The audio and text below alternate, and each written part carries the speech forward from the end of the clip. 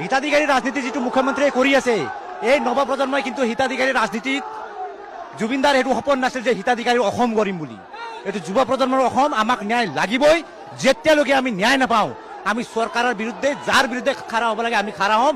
ইংৰাজী লেখাৰ কথা আছে, when the common people lose hope, they become anarchy.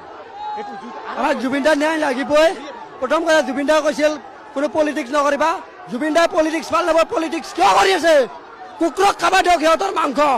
ইমান নৰপিশাচ নধম কুকুৰক খাব দিয়ক। কিন্তু পলিটিক্স হোৱা দেখিবলৈ পাইছো। আমাৰ আন্দোলনকাৰীক ইতিমধ্যে প্ৰশাসনে লৈ যোৱা দেখিবলৈ পাইছো। কি কাৰণে দিছে আমি দাবী কৰিছো। আৰক্ষীয়ে চেষ্টা কৰিছে। আমি প্ৰতিক্ৰিয়াসমূহ সমান্তৰালভাৱে লৈ আছো যে সকলোৱে কৈছে যে ন্যায় লাগিব। আমাৰ এটা অসম প্ৰশাসনৰ অসম চৰকাৰলৈ এইটো সুৰক্ষা নাই। ইয়াতে প্ৰশাসনে আমাক মানে জুবিন দাৰ অনুৰাগীবিলাক বাধা দিছে। আমি এটা কথা বিচাৰো,